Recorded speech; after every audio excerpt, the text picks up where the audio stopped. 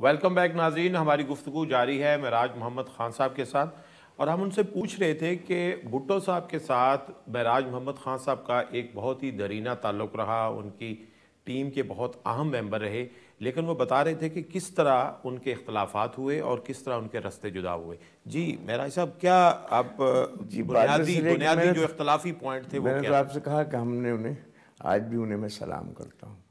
ان کے دور میں آئین بنا، ان کے دور میں اسلامک سمٹ ہوئی، ان کے دور کے اندر آپ کی لیبر پالیسی آئی، ایجوکیشنل پالیسی آئی، ہیلتھ پالیسی آئی، ایڈمنسٹریٹو پالیسی آئی، پولیس ریفارمز ہوئے، بے شمار اس بیچارے نے کام کیے اور ان کا احترام ہمارے دل میں بہت ہے۔ لیکن ایک تو جو لینڈ ریفارمز تھے اس پر ہمارے ریزرویشن تھے، میرے خاص طور پہ، کہ آپ نے جینوئن لینڈ ریفارمز نہیں کی ہیں۔ اچھا، اور بالکل میں آپ کو بالکل صاف بتا رہا ہوں، کیونکہ آپ جاگیرداری وہ کے بھی نہیں ہے، اور کل ہم بھی بہت خلاف تھے۔ بہت خلاف تھے۔ ہم سمجھتے تھے کہ جمہوریت ہو ہی نہیں سکتی کسی ملک میں جب تک جاگیرداری ختم نہ ہو۔ تو یہ انہوں نے انڈیا کو دیکھ لیجیے، جب انڈیا میں جاگیرداری ختم ہوئی، ہاں، انڈسٹریلائزیشن ہوا، تو وہاں تو بھٹو صاحب نے یہ نرم قسم کے ذریعے اصلاحات کیوں کی تھی؟ وہ یہ کہتے تھے کہ میں سیکنڈ اس میں جب 77 میں جاؤں گا تو میں کمپلیٹ لینڈ وہ کروں گا جو تیرے والے لینڈ ریفارمز ہیں۔ یہ ابھی اتنا ہی رہن دے، بہت سے محاذوں پر مجھے لڑائی لڑنا ہے، لیکن ہمارے اس پہ ان سے اختلاف ہوتے۔ نمبر ایک۔ نمبر دو، جو پارٹی کے کرتا دھرتا تھے، ہمارے جو بہت اہم لوگ تھے، جو مین سٹریم تھی، مثلا جو بھٹو نے پارٹی کے لوگ بنائے تھے، خورشید حسن میر، میاں محمد علی قصوری، شیخ رشید، ملتان فیصل آباد میں مختار رانا، رسول بخش خان تالپور، جے رحیم، میں ہو سکتا ہوں اتنا بڑا نہیں تھا، معراج خالد صاحب، سمجھے نا، معراج خالد صاحب، آہستہ آہستہ ان کو دور کرنا انہوں نے شروع کر دیا، یعنی اپنی یہ ٹیم کو خود انہوں نے اپنے آپ ہی ڈسمنٹل کرنا شروع کر دیا تھا۔ تو یہ کیا وجہ تھی کہ ہمارا ان سے اس بات پر وہ کسی انٹرسٹ کے تحت دوسرے لوگوں کو ان کر رہے تھے؟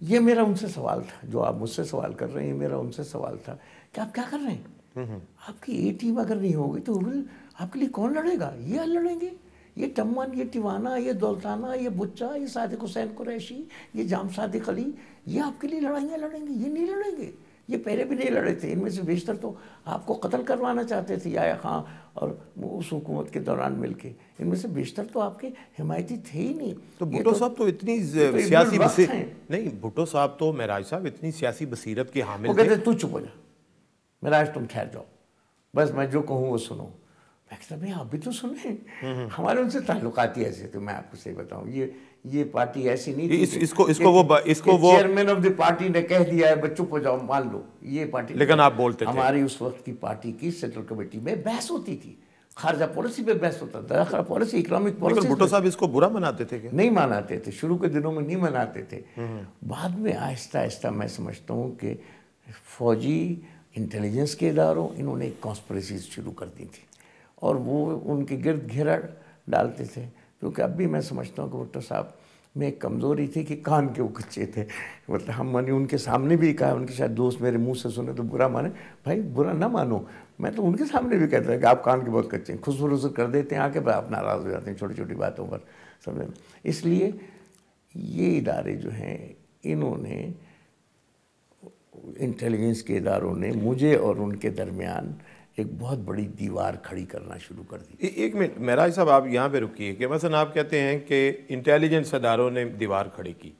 دیکھیں، آپ بھی سیاسی بصیرت کے آدمی تھے، وہ بھی بہت بڑی سیاسی بصیرت کے آدمی تھے، زیرک سیاستدان تھے، پھر یہ جو بھی انفارمیشن مل رہی ہوتی ہے ادھر ادھر سے، اس کے باوجود اگر اتنے بڑے لیڈر جو ہیں آپس میں ان کے راستے جدا ہو جائیں تو ان کا اپنا قصور کتنا بنتا ہے؟ یہی تو ہمارا ان سے کہنا تھا کہ آپ کر کیا رہے ہیں؟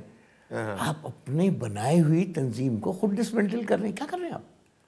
تو پھر ان کی کیا سمجھ میں خدا نخواستہ کوئی وہ کہتے تم چپ کرو، میں بتاؤں گا کیا کرنا ہے۔ تو پھر انٹیلیجنس اداروں کا تو اتنا قصور نہیں ان کو کہا ہم نے بیٹھ کے کہ بھئی یہ سعید احمد آپ کے ساتھ کیا کر رہا ہے؟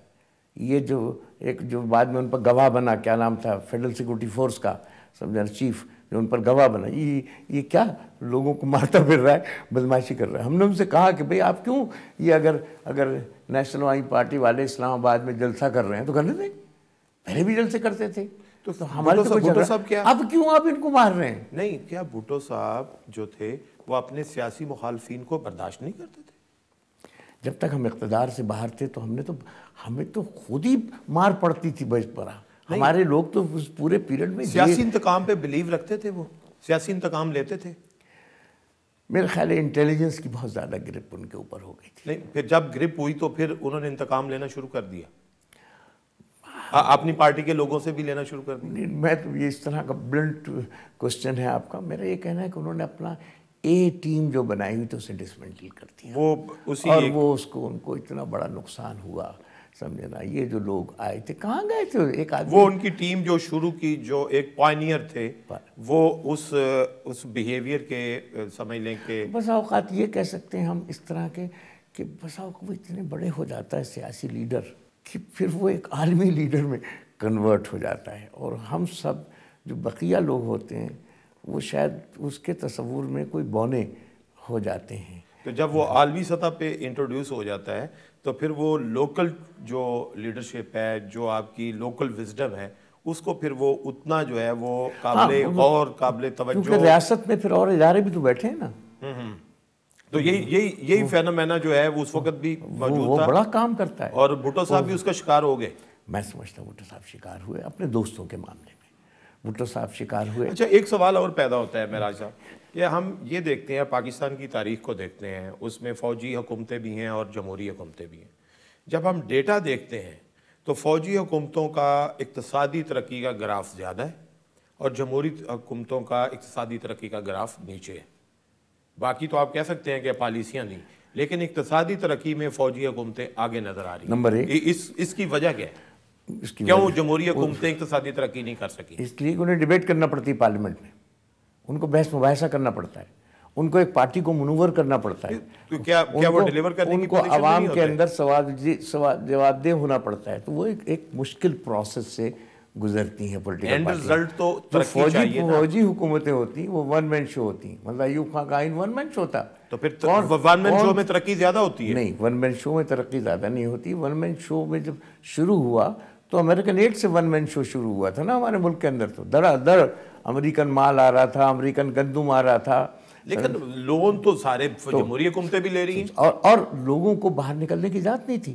یعنی کوئی احتجاج غلط یا صحیح، احتجاج تو کرتے ہیں نا جمہوری حکومت کا، آزادانہ طور پر نکلتے ہیں لوگ. اس دور میں تو کوئی نکل ہی نہیں سکتا. معراج صاحب، ہم ایک بریک پہ جائیں گے، دوبارہ آ کر گفتگو کا سلسلہ جاری رکھیں گے.